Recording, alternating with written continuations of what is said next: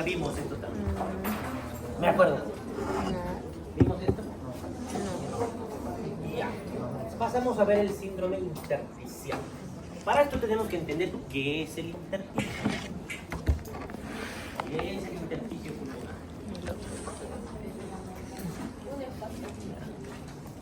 Más que un espacio, ¿qué es? Lo que está entre los espacios. Es toda la estructura que le da pie a ese pulmón. Todo donde está el resto del pulmón.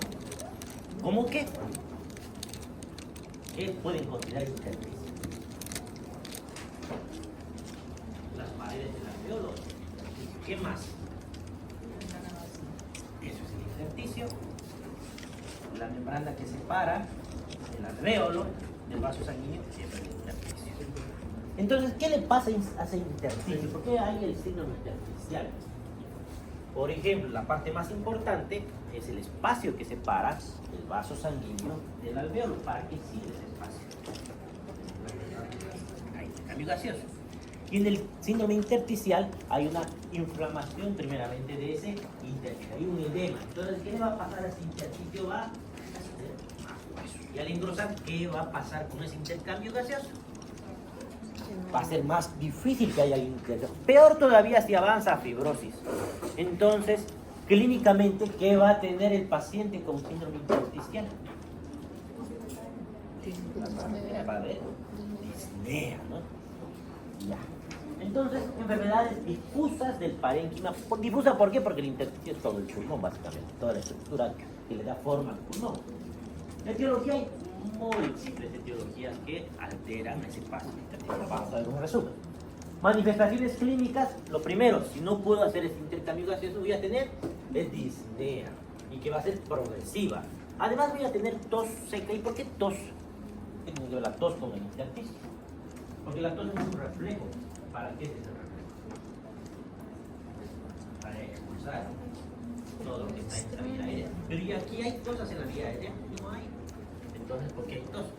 También es un reflejo ante la hipoxia, por si acaso la tenemos. En este caso hay hipoxia. Y además puede haber hipocratismo digital. ¿Se acuerdan lo que era hipocratismo digital? Dedos en palillo de tambor o si no, las uñas en vidrio de reloj. ¿Y cuándo veíamos esto? Hipoxia crónica. No, son las agudas, ¿es así? ¿Qué estudios complementarios pueden solicitar? Una radiografía de tórax, una tomografía de tórax, gases en sangre. Ustedes no han llevado todavía radiografía de tórax, pero podemos mencionar levemente los patrones. ¿Se acuerdan lo que eran los patrones pulmonares? Eso era radiología. Le dije que era parecido a lo que eran los síndromes. Solo que los síndromes, ¿qué tienen? ¿Qué es el síndrome?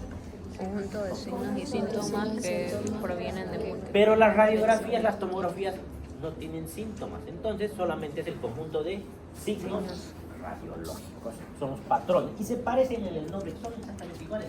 El patrón de condensación, ¿no? ¿Viste? Síndrome de condensación. El patrón de derrame pleural, síndrome. Son casi iguales. Y tenemos el patrón intersticial, que es el síndrome intersticial. Ese patrón en rayos X, ¿qué voy a ver? Si veo el intersticio que debería ser invisible, cuando lo vea es el patrón intersticial. ¿Y qué cosas puedo ver? Lo subclasifico en el patrón lineal cuando veo líneas, como las líneas B de Kerley en la insuficiencia cardíaca. O cuando veo puntitos, el patrón micronodular, un montón de puntitos, como en la tuberculosis biliar. El patrón reticular, cuando veo como redecillas. ¿Esto qué será? Como redes. Eso es el patrón intersticial de tipo reticular en este caso. No debería haber sido así. Si no veo bien, tengo dudas, puedo pedir una tomografía de tórax. ¿Y gases en sangre? ¿Por qué pediría gases en sangre? ¿Qué son los gases en sangre? ¿Cuáles? Eso. Entonces, ¿qué voy a ver? Oxígeno y dióxido de carbono. ¿Qué se escriben? PO2 y PCO2. La presión parcial del oxígeno y la presión parcial del dióxido de carbono. ¿Y para qué pido eso? Aparte de saber si falta o sobra. Para diagnosticar lo que es la insuficiencia respiratoria. respiratoria. Puedo ver también acidosis, pero aquí veo la insuficiencia. ¿Se acuerdan qué era insuficiencia respiratoria? Que la clasificaba en 3. ¿Por qué? La tipo 1 era el PO2 bajaba de 50. La tipo 2 cuando la PCO2 por encima de 55. Y la mixta era, o la tipo 3, cuando habían las dos. Está en nuestro tema, está en el libro, pero no está en las diapositivas, porque no veo que sea tan semiología insuficiencia respiratoria, porque el diagnóstico es gasométrico. Puedo ver uso de tiraje, cornaje, pero básicamente se basa en gasometría, por eso no estamos llevando ese tema. De todas maneras, se los menciono para que no digan, no nos han enseñado qué es insuficiencia respiratoria. Se los he repetido, probablemente no entre el examen, sino en el libro tal cual, pero les explico. El término intersticio resulta engañoso porque aunque este lugar se inicia el proceso patológico, la enfermedad termina comprometiendo el espacio aéreo. O sea, se supone que no afecta al espacio aéreo. El espacio aéreo, ¿de qué estamos hablando? Del alvéolo y de los bronquios. Pero termina afectando al espacio aéreo y la vasculatura al final. Y este gráfico más o menos nos hace entender. Aquí tenemos el alveolo, el espacio del alveolo. Hay los neumocitos tipo 1, tipo 2. Tenemos el intercambio gaseoso con el vaso sanguíneo. Y esto es el intersticio. Este espacio, o eso también es el intersticio. Pero aquí me dificulta ese intercambio gaseoso si está engrosado ese intersticio. Los neumocitos tipo 1, ¿para qué son? ¿Uno? El 1 no. Desde que le da esa estructura al alveolo. No me acuerdo. Y los neumocitos tipo 2. Producen surfactante. ¿Para qué tienen surfactante? Para evitar el colapso. ¿Ah? ¿Y qué significa eso? A ver, explico. Digan, no soy un médico, estoy viniendo a la universidad a que me expliquen porque no tengo idea de qué significa. Yo superficial no sé qué significa lo que me están diciendo. Háganme entender. Viendo las moléculas ahorita que se colapsa el alveolo. Ya, está bien. Sí, Sustancia que permite que no se ya, eso ya. Puedo entender un poquito más eso. Oiga, yo entiendo perfectamente, pero como para que entiendan sus pacientes. No se olviden que eso le tienen que explicar a gente que no sabe nada de medicina. Y es el techo. Ahí están todos sus alveolos. Y este sería el intersticio. Y el surfactante sería lo que queda al medio, que evita que colapse. Porque al pegarse unos con otros le dan una estructura que evitan ese colapso. ¿Cuándo puedo no tener el surfactante? Por ejemplo, el síndrome de distrés respiratorio del recién nacido, donde no hay surfactante, entonces hay colapso. ¿Ya? ¿En quién es más probable que encuentre eso, varones o mujeres? ¿Por qué? Exactamente. ¿Y qué le doy a las pacientes para que no tengan estos bebés? Porque cuando veo ya que el embarazo no va bien y estoy pensando que probablemente haya un parto pretérmino. Como en quienes, por ejemplo, si mi paciente tiene que diagnóstico. Preeclampsia, por ejemplo, por ahí hay que sacar el bebé antes. O algo veo que no está yendo, tiene una infección urinaria que hace que se dilate el cuello, tiene contracciones. ¿Qué voy a hacer? ¿Y cómo voy a madurar esos corticoides? Corticoides, muy bien. Esa es la idea de saber para qué sirven estos neumocitos. Ahora, ese intersticio cuando se engrosa, aquí estoy viendo el patrón en vidrio esmerilado, que se ha visto mucho en lo que era el COVID. Solo que el vidrio esmerilado en el COVID era más alrededor del pulmón, no era tanto al medio. En este caso está todo el pulmón comprometido. Veía patrón en vidrio esmerilado, vidrio deslustrado en los bordes del pulmón. Eso, primero hay un agente causal o un estímulo inductor, algo que se inflame. Puede ser el virus, puede ser un agente tóxico, etcétera, etcétera. Una vez que se inflama ese intersticio, es una alveolitis. Si paso de eso, voy a hacer una lesión epitelial endotelial. Va a engrosar más todavía ese intersticio. Y si paso eso, voy a hacer una fibrosis. No todos terminan en fibrosis. Por ejemplo, en algunas situaciones como en el COVID, pasaba el evento inflamatorio y desaparecía la mayoría de los pacientes. Pero en algunos hacen fibrosis, que es una cicatriz. Ha reparado ese epitelio con un epitelio más fuerte y por tanto está engrosado, está fibrótico. Y aquí estoy viendo el patrón en un panal de abejas. Ahí alveolar. Y finalmente, después de la fibrosis, va a haber un colapso alveolar y todos los alveolos hacen atelectasia. También podemos encontrar el patrón en mosaico. Fíjense como los zetas están, como estas rositas, tal cual están haciendo su patrón intersticial. Localizaciones topográficas. Si encuentro el patrón intersticial en los campos superiores, sospecho en silicosis, alveolitis alérgicas extrínsecas, sarcoidosis, histiocitosis X, neumonía eosinofílica. Si encuentro en los campos inferiores, tengo que sospechar en fibrosis pulmonar idiopática. ¿Qué significa fibrosis pulmonar idiopática? Tengo fibrosis pulmonar, vaya uno a saber por qué. No lo sé. Puede encontrar enfermedades asociadas al tejido conjuntivo como la artritis reumatoide, el lupus eritematoso sistémico. En la asbestosis, asbestosis es común en nuestro medio. ¿Dónde encontramos asbesto en nuestro medio? ¿Han visto las construcciones, más que todo las que son de hace unos 10, 15 años, que en el techo tienen como granizo? Eso, ese efecto lo logran con el asbesto. Eso tiene asbesto, eso es tóxico. Pero si yo vivo ahí, ¿tendré asbestosis? No, porque está pintado. ¿Cuándo puedo llegar a tener asbestosis? Si se me ocurre sacar eso y cambiar el techo, y lo hago personalmente y empiezo a picar y crea un polvo. Eso me voy a meter asbesto. Hay que tener mucho cuidado. Ya, estando ahí no molesta. En el momento que yo saque o quiera perforar para poner un cuadro o lo que sea, ahí. Por eso está prohibido en algunos países el asbesto.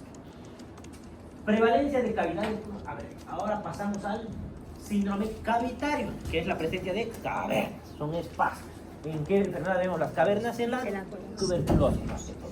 Pero fíjense, son espacios de más de 3 centímetros de diámetro. Y fuera de ser de más de 3 centímetros de diámetro, tienen paredes gruesas y lisas. Esos son las cavernas. Y en este caso, más que cavernas, ¿qué sospecharía? Ya les he enseñado la caverna. ¿Qué nota de llamativo en este hueco? ¿Ah? Hay líquido, ¿no? Y cuando esta línea se ve, ¿qué se llama? Una línea perfecta.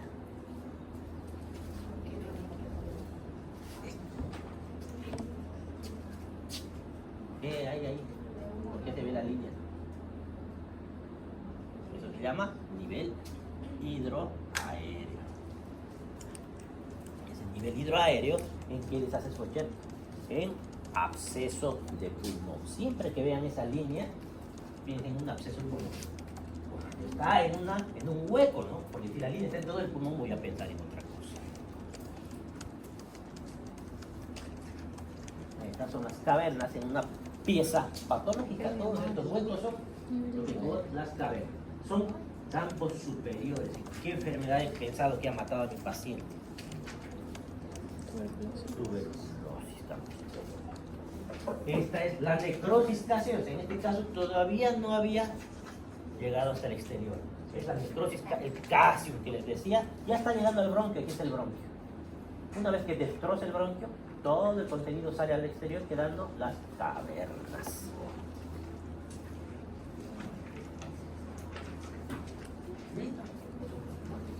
¿Qué?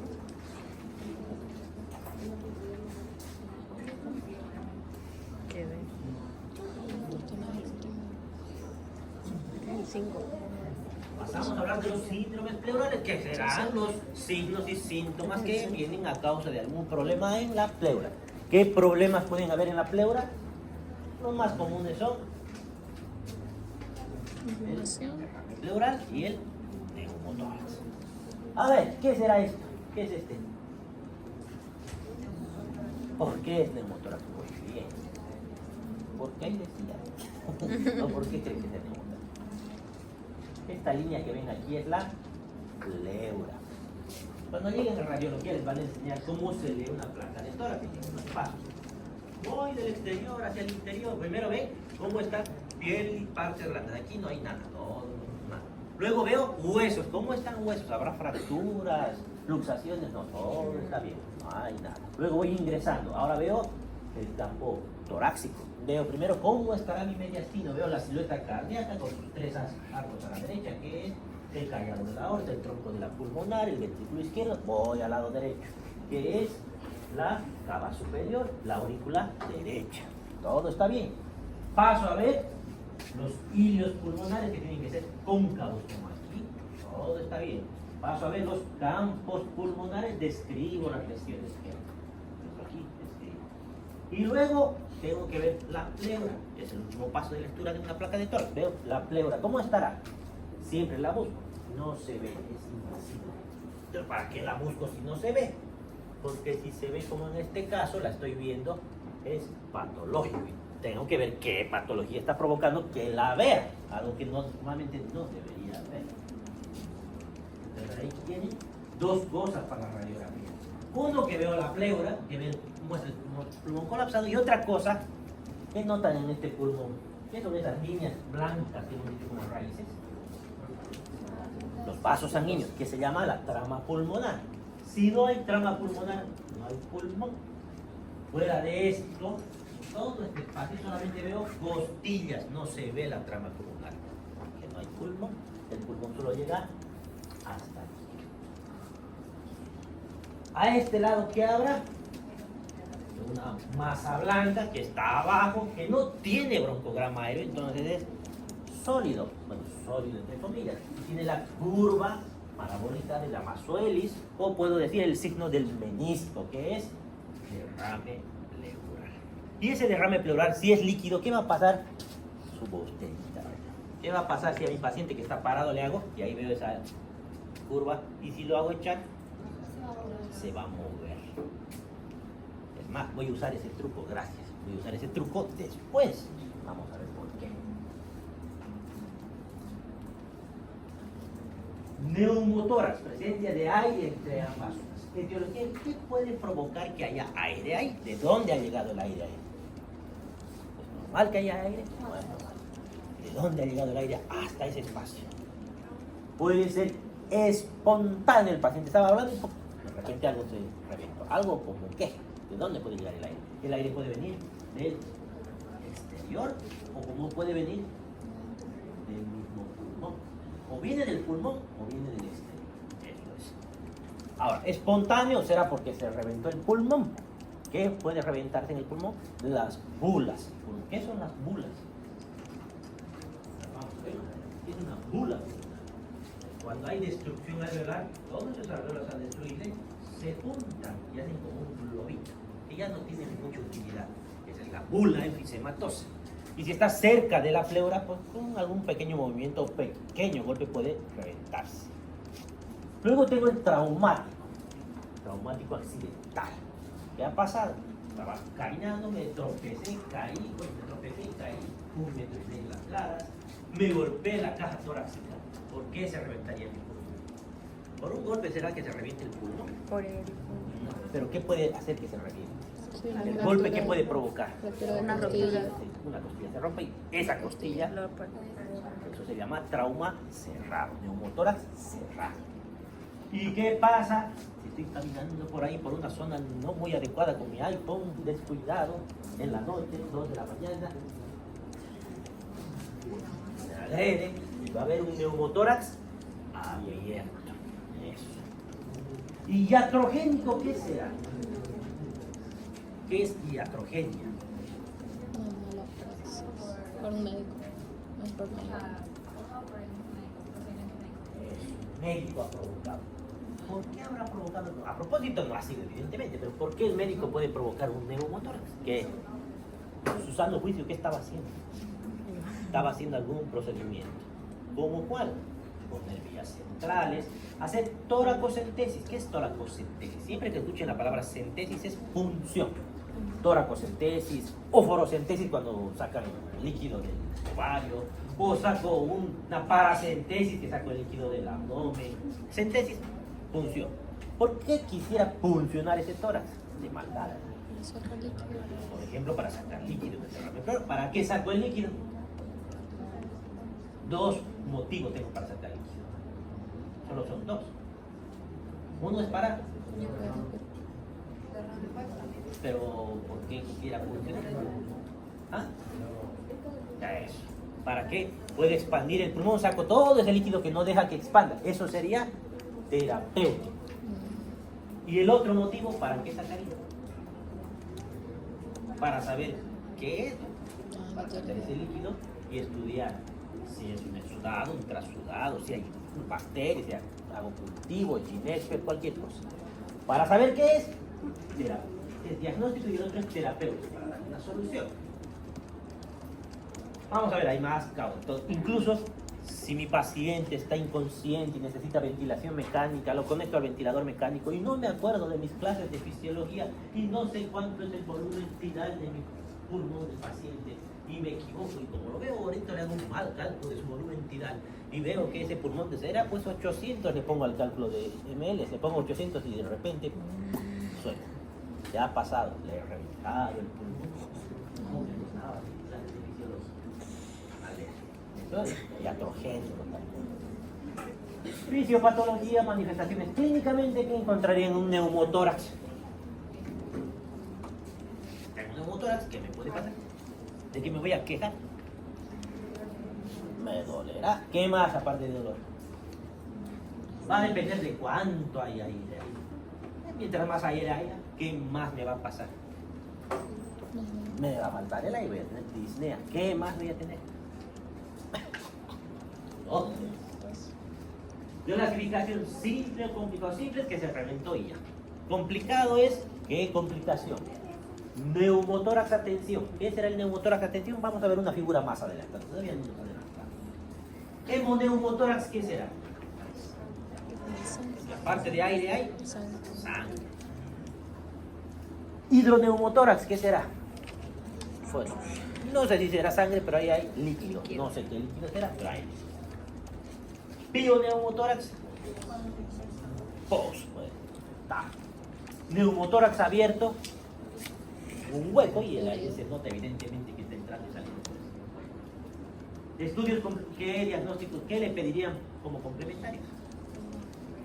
Lo primero, una radiografía. Luego, si quieren, piden una tomografía.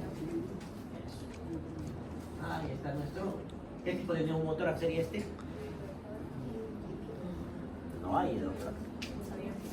Abierto, muy bien. Etiología. Espontáneo, puede ser primario o secundario. Primario es las bulas enfisematosas. Secundario tenemos una lista larga que ya la vamos a ver. Traumático, abierto o cerrado, ya saben lo que es. Iatrogénico, ya saben. Primario, la bula. Secundario y las bulas enfisematosas, ¿cuándo aparecían? Ajá. Para que tengan bulas espontâneas, parecido al EPOC, que fuman. Secundario de la vía aérea, el EPOC, fibrosis quística, bronquiectasias, estado de mal asmático, enfermedades infecciosas, neumocistis, neumonía importante, tuberculosis intersticiales, la fibrosis pulmonar, sarcoidosis, granuloma, enfermedades de tejido conjuntivo, el síndrome de Ehlers-Danlos, artritis reumatoide, esclerodermia, lupus, endometriosis torácica, neumotórax catamenial, el neumotórax catamenial que venía cada.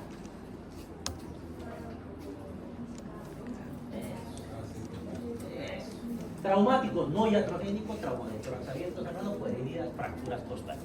Iatrogénico, colocación de catéteres centrales, asistencia mecánica ventilatoria, toracocentesis, biopsias. Vale. Neumotórax espontáneo primario, aquí tenemos las bulas enfisematosas. Y una de estas, las paredes son delgadas, se revienta y ahí está el neumotórax. Esto se llama enfisema subcutáneo. ¿Qué es enfisema subcutáneo? Enfisema, ¿qué era? Aire subcutáneo, en el espacio subcutáneo. ¿Es normal que haya aire debajo de la piel? No. ¿Y cómo sé que aquí hay aire? Fíjense, esta es una radiografía con la piel normal. Pero aquí fíjense el color del aire, ¿dónde está metido? Está metido entre los músculos, en la grasa, y esto se toca. Cuando hay enfisema subcutáneo y tocan esa piel, algo que se llama crépito subcutáneo, suena como burbujitas cuando pegan.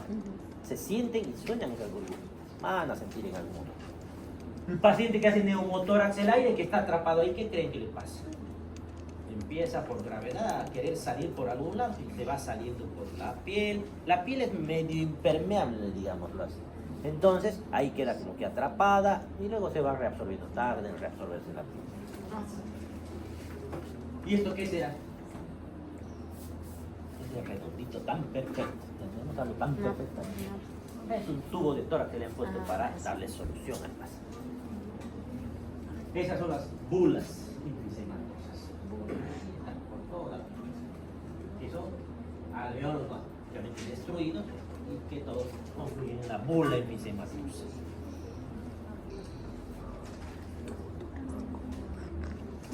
Neumotórax abierto. Neumotórax cerrado por fracturas costales. Neumotórax iatrogénico por vía central. ¿Qué será una vía central? Vía periférica, ¿qué es? Todos los suelos que los canalizan por toda la periférica. Central, pues un vaso central. ¿Cuál es? Me voy metiendo por la subclavia, es una de ellas, no es la única. Incluso por acá puedo meter vía central o por acá. Generalmente se usa la yugular, la subclave. Para meter el catéter, ¿hasta dónde? Hasta eso.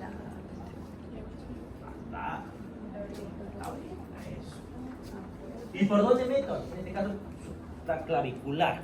Fíjense la aguja, cuando yo meto la aguja y busco la vena subclavia, es larga la aguja. Si no tengo cuidado, puedo tocar el vértice del pulmón y provocar el neumotórax. Incluso poniendo yugular, pero es que está lejos.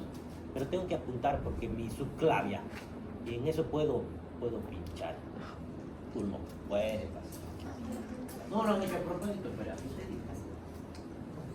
Entonces, neumotórax simple, el abierto, neumotórax atención. ¿Qué será neumotórax atención? Entra el aire y hace válvula, entra, no sale, y sigue, cada vez entra de nuevo y no sale, entra de nuevo, no sale, y se va acumulando el aire. ¿Qué pasa si entra y no sale? Se va llenando de aire, y hay tanto aire ahí que empieza a empujar todas las estructuras. ¿Qué va a pasar con mi mediastino? Se va a empujar hacia el otro lado, y si se empuja mucho y se llena de aire ese tórax, ¿qué va a pasar con la presión dentro de ese tórax? Va a aumentar, y si aumenta la presión dentro del tórax, la sangre del corazón va a poder llegar al corazón. ¿Y dónde se va a quedar atrapada el corazón? Si no puede llegar al corazón, ¿dónde va a quedar esa sangre? Antes del hígado. ¿Está bien el hígado? Antes del hígado. En la cava. ¿Y cuál es el primer vaso que se va a ver de la cava ahí? Que va a llegar a la cava, que se ve. ¿Y eso se llama? Cuando vean irritación yugular. Entonces, si yo veo un paciente disneico que ha sufrido un trauma de tórax, está disneico y está con ingurgitación yugular y no escucho nada de su pulmón, ¿qué voy a pensar que tiene? Neumotórax atención. ¿Y qué voy a hacer? Si no le doy solución inmediata, ese paciente no va a sobrevivir muchos minutos por dos motivos. Uno, porque está haciendo hipoxia, y el otro, porque no le está llegando sangre al corazón, y si no le llega sangre al corazón, no hay sangre para que salga y va a entrar en choque. ¿Ya? Manifestaciones. ¿Cómo le van a resolver el neumotórax atención? ¿Qué hacen? Ahora, ¿qué hacen?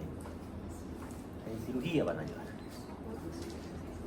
¿No? Lo pueden poner en el segundo espacio intercostal. En línea medio clavicular pueden poner una válvula para que salga el aire por ahí. Y con una valvulita así que salga y no vuelva a entrar. Que salga, no vuelva a entrar. Pero si saben hacer otra cosa más, pueden, el cirujano más que todo, puede poner un tubo de tórax. Meten el tubo ¿para qué meten? Porque por el tubo va a salir el aire. Pero si meto un tubo, va a entrar y salir, ¿no? Más fácil todavía va a ser neumotórax. Atención. ¿Qué tengo que hacer? Conecto a un recipiente que está con agua hasta la mitad. Es el sello de agua que en cirugía les van a enseñar. Y que tiene otro tubo que se comunica con el exterior y es hermético ese envase. Solamente con ese tubo hacia el exterior. El agua hace que sea hermético. Entonces, cada que el paciente mete aire, sale el aire, pero ya no vuelve a entrar por el sello de agua. Entonces va expandiendo. Es más, le hacen toser al paciente para que expanda más rápido.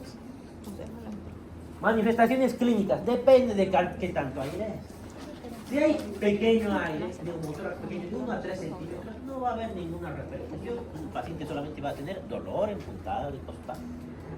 Si es mediano, de 14 a 24 centímetros, entonces va a haber, aparte del dolor, va a haber disnea.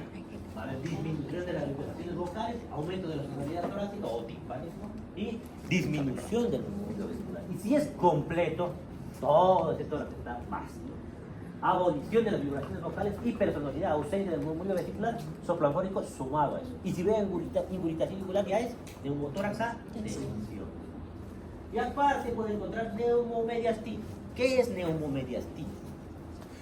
El neumotórax es aire en el espacio pleural. Neumomediastino, ¿qué será? Aire en el mediastino. ¿De dónde habrá llegado el aire al mediastino? Dos. O es del pulmón, y si el pulmón está íntegro, es de la tráquea que ha salido aire.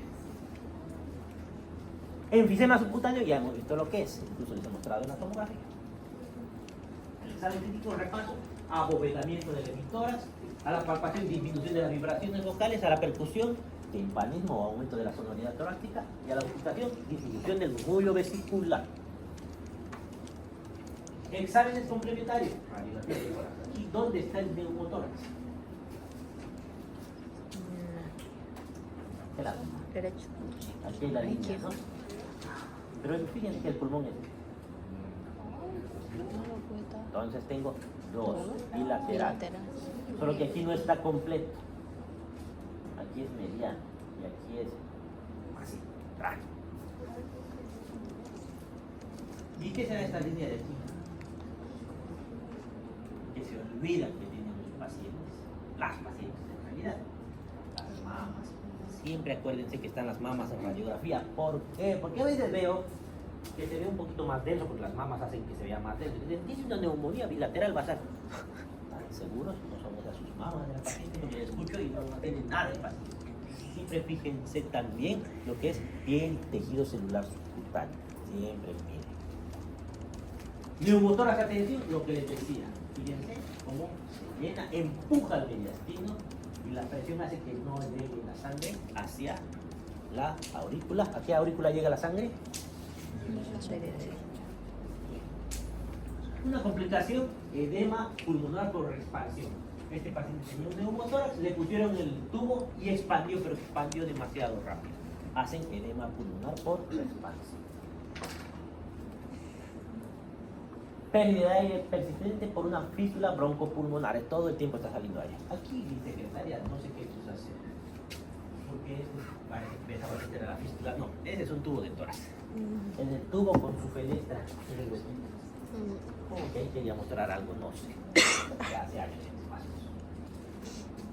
¿Qué es esto? Hemotórax. ¿Pero por qué será hemotórax? ¿Qué hace que sea hemotórax? El aire, no tengo trama abajo. Aquí está su pulmón. ¿Y por qué? Hemo. La sangre. ¿Y cómo sé que hay sangre ahí? Porque está puro. ¿Qué me dice? Ahí está su sangre. ¿Ah? Ajá. Pero eso es neumotórax. Y el hemo.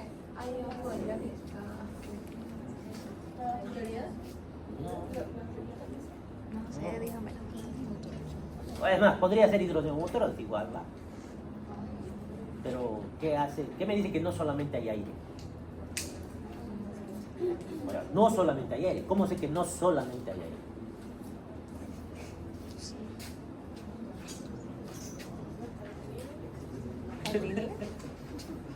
A ver. ¿Dónde hay línea? ¿Dónde? ¿Qué había? ¿Qué era? ¿Dónde? Ahí hay líquido.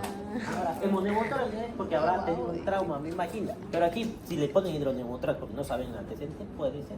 Ahí hay líquido y ahí hay. La línea perfecta es nivel hidroaéreo. Y no es el único lugar, van a encontrar en otros lugares. Los intestinos pueden encontrar nivel hidroaéreo. Otra clínica, otra indicante. Derrame pleural, pasamos al derrame pleural, que es líquido en el espacio pleural. Pero siempre hay líquido en el espacio pleural, pero hay poquito. Si es más de 25 ml, eso es un derrame pleural. Fisiopatología, ¿por qué puede haber derrame pleural en la fisiopatología? ¿Qué puede provocar que haya más líquido ahí? ¿Ah? Si hay un aumento de presión hidrostática, pues puedo tener edema, entre esos el derrame pleural. ¿Qué más? Si hay una inflamación, por ejemplo, una infección, entonces dice dos posibilidades, exudados o trasudados. Trasudados, aumento de la presión hidrostática, disminución de la presión coloidosmática. Exudados, infecciones, neoplasias, embolia, enfermedades de tejido conectivo, etcétera, etcétera. Clínicamente, ¿qué voy a tener en la pleura? Si se ve afectada la pleura, ¿qué me va a molestar al principio? Pleura, líquido, inflamación. ¿De qué se va a quejar el paciente? Eso, dolor en punta de costas. Luego de eso, ¿qué más se puede quejar? Si es mucho líquido, ¿qué más se puede quejar? Tos. Diagnóstico, pues una radiografía, supongo, una tomografía, una ecografía. A ver.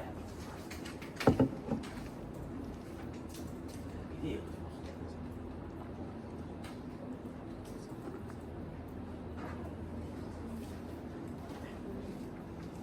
Video.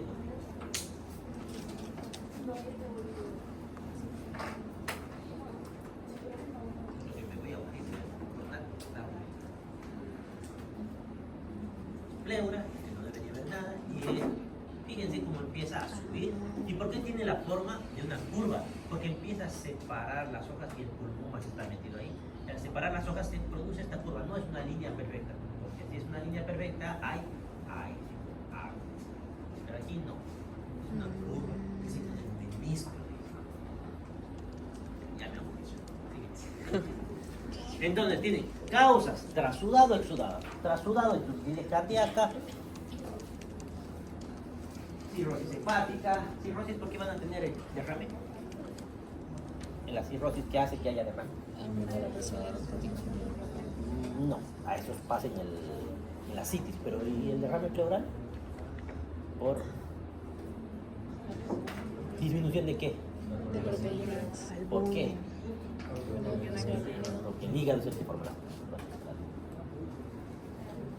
Síndrome nefrótico, ¿qué pasa? ¿Por qué voy a tener derrame? En el nefrótico, ¿qué pasa con mi riñón? Hay aumento de la presión hidrostática porque no puede orinar. ¿Qué más hay? ¿Qué empieza a botar? Proteínas. Voy a tener igual. Edema. Edema ex vacuo, dice aquí. Es lo que hemos mencionado. Cuando ponen el tubo y expande de golpe se llama edema ex vacuo. Todo derrame pleural en Bolivia es... ¿Qué enfermedad? A este lado. En Bolivia, cada vez que vean derrame pleural, es tuberculosis. Hasta que demuestren lo contrario. No significa que todos sean, es más, muy pocos son tuberculosis. Pero como hay tanta tuberculosis, están obligados a descartar que sea tuberculosis. Como sea, tienen que descartar. Y en tercera edad, en todo el mundo, ya no en Bolivia, en todo el mundo, todo derrame pleural en ancianos es cáncer de pulmón hasta que se demuestre lo contrario. No, pero tiene insuficiencia cardíaca. Debe ser, pero hay que descartar que no haya un cáncer. Peor si es unilateral, si es un solo lado. Exudados, infecciones, tumores, tromboembolismo pulmonar, bla, bla, bla. Manifestaciones clínicas, disnea, tos seca irritativa, dolor intenso y localizado. Ahora, aquí hay un truco. Cuando el derrame aumenta demasiado y se hace masivo, deja de doler.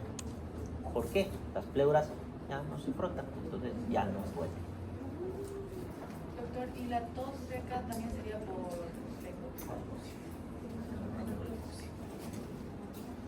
Diagnóstico. Además, asume el cuerpo que hay hipoxia porque algo está sufriendo. Anamnesis. Si hay disnea, ortopnea y palpitaciones, ¿en qué sospechará? Insuficiencia cardíaca. Cardíaca. Si hay hepatitis o alcoholismo, ¿en qué pensará? Si hay tu derrame pleural, contacto con tuberculosis, pensará puede ser tuberculosis. Este está mal. Bueno, antecedentes de tabaquismo y pérdida de peso, cáncer de pulmón, y así sucesivamente. A la inspección, el hemitórax afectado va a disminuir su expansibilidad. Va a haber a la palpación prótesis, existe pleuritis al principio solamente, luego desaparece. Y abolición de las vibraciones vocales. A la percusión, ¿qué va a haber? Más bien. Y a la auscultación, disminución de la vibración total. Y el soplo pleurítico o la pectoriloquia justo por encima del derrame se puede escuchar eso, no en cualquier parte. Anamnesis. Le han hecho anamnesis y creen que tiene derrame pleural. El examen físico creen que tiene derrame pleural. ¿Qué va a pasar? Hay que hacer una radiografía AP y lateral. ¿Por qué dos radiografías? ¿Por qué? No, PA y lateral. ¿Por qué una PA y por qué una lateral? ¿Cuál sería el motivo de hacer de dos? Queremos que gaste más. ¿Qué dos?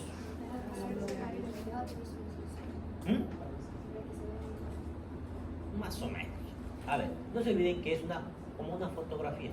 Si yo la veo a la doctora de aquí, no sé lo que está pasando al otro lado. Solamente estoy viendo una dimensión. Y no se olviden que el pulmón es tridimensional. Hay cosas que puedo no estar viendo y necesito ver de un costado. Por ejemplo, si veo una mancha blanca en la radiografía, esa mancha yo sé que está ahí, pero no sé si está adelante, incluso puede estar por fuera del pulmón. Está ahí al medio, pero si veo de adelante no sé en qué parte, sé que está ahí en ese campo, pero no sé si está por delante, si está al medio, si está detrás, no lo sé.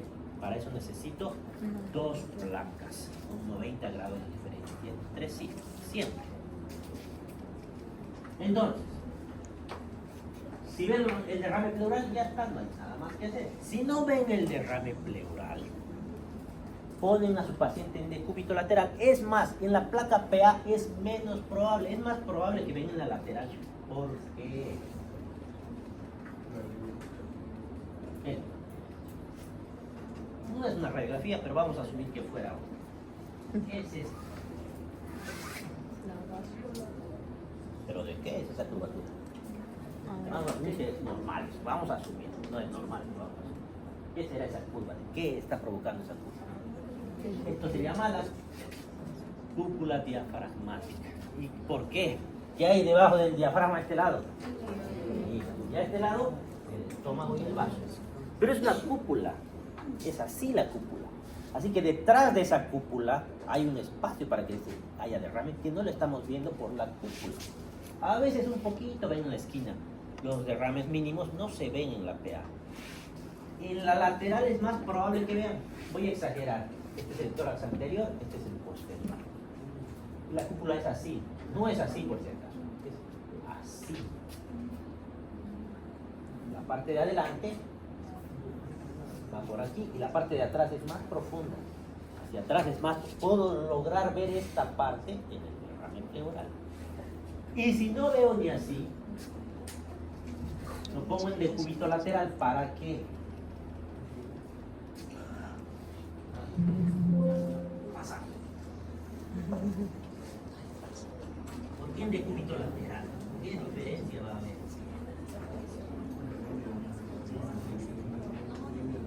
¿Dónde está su botella? Ay, tengo aquí mi botella con mi cúpula diafragmática que me está tapando. Y tengo dudas. Si hago esto, ¿qué va a pasar con el líquido? Se va a mover. Entonces, cuando esté echado el paciente, es probable que pueda haber. ¿Ya? En decúbito lateral le hago una placa. Y si ni así veo y sigo sospechando que hay, le hago una ecografía pleural. Ahí puedo ver. Y si no hay nada, ya no molesten, no hay nada, no hay derrame pleural. Estaba buscando signo y puede pasar. Así se ve la ecografía. Fíjense que se ve una mancha negra. En ecografía eso se llama imagen anecogénica. Cuando no hay ecos se ve negro anecogénico. Si hay algo que hace ecos, por ejemplo, una cosa sólida como un cálculo, es hiperecogénico, es blanco. Anecogénico es negro. En tomografía, si se ve blanco es hiperdenso. Si se ve negro es hipodenso. Y en resonancia magnética, si se ve blanco es hiperintenso. Si se ve negro es hipointenso.